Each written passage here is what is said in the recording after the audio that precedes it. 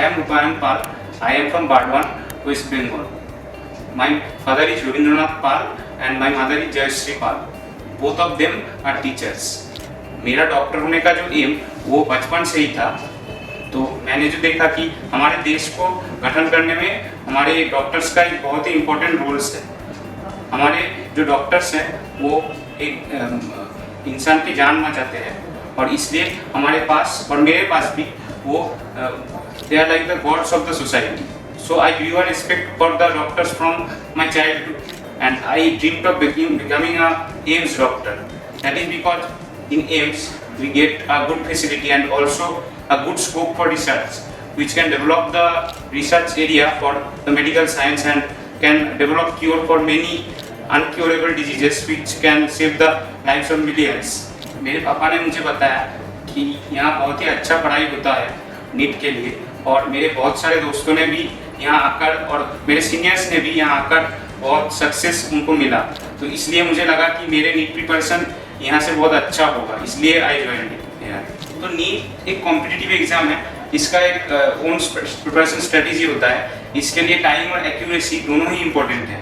तो इसके लिए मेरा जो स्ट्रेटेजी होता है वो था क्लास में हर एक लेक्चर अटेंड करना, कोई भी लेक्चर मिस मत करना और वहाँ से कॉन्सेप्चुअल जो डेप्थ है उसे डेवलप करना और उसके बाद घर जाके वो कॉन्सेप्ट रिवाइज करना और मॉड्यूल जो क्वेश्चंस है वो रेगुलरली प्रैक्टिस करना। उसके साथ साथ जो बायोलॉजी के लिए है तो एनसीईआरटी मैप्स बहुत हेल्प करते थे, क्योंकि वहाँ से एनसीईआरटी का हर एक पॉइंट और हर एक हिडन लाइंस जो है एनसीईआरटी के वो हमें पता चल जाता था।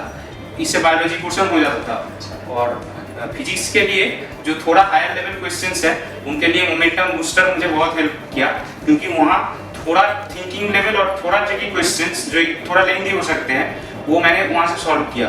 और इस बार नीट में जो जिस टाइप के क्वेश्चंस आए वो उससे मिलता जुलता है, इसलिए मुझे हेल्प मिला फिजिक्स में वहाँ से। तो बोर्ड्स के लिए मैं यही कहूँगा कि बोर्ड्स तो जरूरी है, लेकिन फिर भी एक नीट एस्पिरेंट को साल के पहले वाले पोर्शन में थोड़ा नीट पे ज़्यादा फोकस करना चाहिए। मतलब 12th में भी पहले 5-6 मास थोड़ा मैं कहूँगा कि बोर्ड्स पे कम फोकस करके नीट पे ज़्यादा फोकस करो, क्योंकि बोर्ड्स और नीट का सिलेबस तो ऑलमोस्ट एक ही है। अगर नीट का भी प्रिपरेशन मैं करूँ तो भी बोर्ड्स के चैप्टर हो जाते हैं और उसके बाद साल के आखिरी भाग में आप ट्राई करो कि बोर्ड्स के जो सब्जेक्टिव पोर्शन है जिसमें प्रॉब्लम ज़्यादा होता है उसको आपके कोई परिचित टीचर से सॉल्व करने के बाद वो चेक कराओ।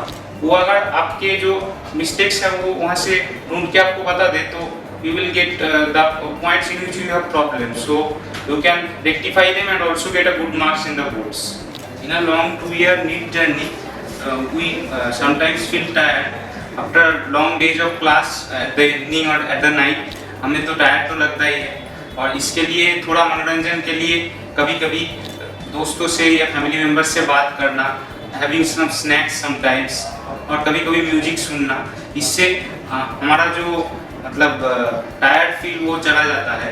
मतलब फिर स्टडी करने को जो एनर्जी रिक्वायर्ड है वो हमें मिल जाता था। The NEET aspirants will appear in the latter years. I will advise you that don't run after only just memorizing the NCERT. You should always focus on the concepts that NCERT gives you. For that you have to attend all the classes और हर एक class में teacher के साथ interact करना भी बहुत जरूरी होता है। एंड लास्टली मैं ये कहूँगा कि इस 2 साल आपको पूरी मेहनत करना है, फुल फोकस रहना है एंड सभी तरह के डिस्ट्रैक्शन से दूर रहना है, सोशल मीडिया से तो बिल्कुल दूर रहना है। And in this way you will achieve your ultimate goal and success.